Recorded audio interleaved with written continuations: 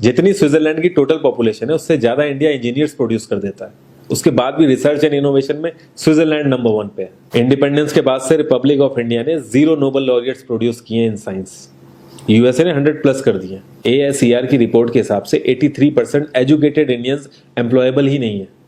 और ये जो सुंदर पिचाई सत्या नदेला की हम बात करते हैं, इन्होंने भी आगे चल के अपनी एजुकेशन बाहर से ही करी है। और ये सारी चीजें जो मैं बोल रहा हूँ ना, इसका रूट कॉज फाइंड आउट करने के लिए हमें थोड़ा सा पीछे जाना पड़ेगा। जब ब्रिटिशर्स हम पे रूल कर रहे थे तो ईस्ट इंडिया कंपनी के सामने 2 मेजर चैलेंज। दूसरा, वर्कर्स और क्लर्क्स की बहुत जरूरत थी उन्हें। फिर थॉमस बेविंगटन मैकॉय ने हमें इंग्लिश एजुकेशन एक्ट ऑफ 1835 दिया, जिससे उनके दोनों पर्पस पूरे हुए। पहला, उनको बंदे चाहिए थे जो चुपचाप डेस्क पे बैठे, अपना काम करें, क्वेश्चंस ना करें और ज्यादा क्रिएटिव ना हो। Second, communication in English. English सबसे ज्यादा बोले जाने वाली लैंग्वेज नहीं है, उसके बाद भी इंग्लिश एक लैंग्वेज की बजाय एक क्लास बन गया इंडिया में।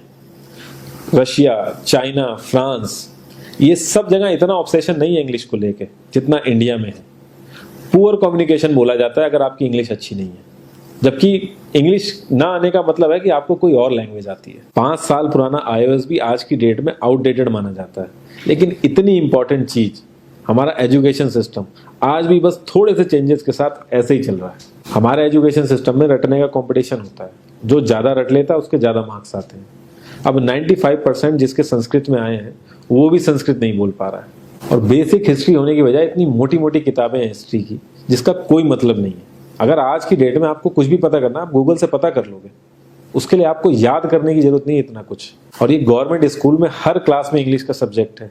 12-12 साल लगाने के बाद भी लोग इंग्लिश नहीं बोल पा रहे हैं। और बिना किसी बुक को पढ़े एक 5 साल का बच्चा सीख लेता है, क्योंकि उसको वैसा एनवायरनमेंट मिल जाता है। A+B का whole square is equal to A² + B² + 2AB। इसका रियल लाइफ में क्या यूज है किसी को नहीं पता, न प्रिंसिपल, न टीचर, न बच्चे, बस पढ़ाए चले जा रहे हैं। हो सकता है इसका कुछ मतलब हो, लेकिन आप ट्राई करके देख लेना, किसी को नहीं पता। हाँ, 2AB की जगह अगर आपने 3AB बोल दिया तो 4 लोग हंसने वाले मिल जाएंगे आपके ऊपर। किंडरगार्टन में जो बच्चों को सिखाने के लिए टेक्निक यूज होती है वो लाख गुना अच्छी है कॉलेज की वो रटने वाली टेक्निक से। और जिन बच्चों के बहुत ज्यादा नंबर आते हैं ना, जो वो छुपा छुपा के एग्जाम में लिखते हैं, आप देखोगे जब वो रियल लाइफ में जाते हैं ना तो ज्यादातर क्रम्बल करते हैं वो। हर किसी को सेम सिलेबस और सेम चीज सिखाई जाती है बिना उसकी कैपेबिलिटी देखे।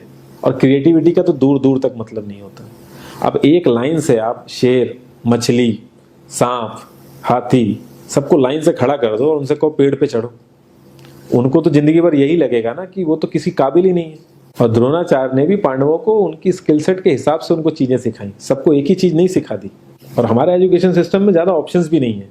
सबसे ऊपर साइंस, फिर कॉमर्स, और सबसे नीचे जाके कहीं नंबर आता है आर्ट्स का।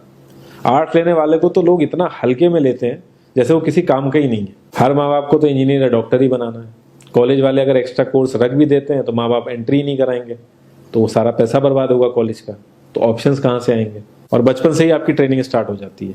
माँ बाप, भाई बहन, रिलेटिव सब ये समझाते हैं अगर आपके मार्क्स नहीं आए और जॉब नहीं लगी तो आपकी जिंदगी बेकार।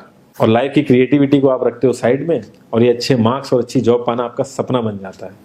अब ये सपना पूरा हो जाता है तो बहुत बढ़िया है, दूसरे को जेलस फील कराओगे, नीचा फील कराओगे। और इस छोटी सी उम्र में अगर सपना टूट जाता है तो सेल्फ डाउट में आ जाओगे।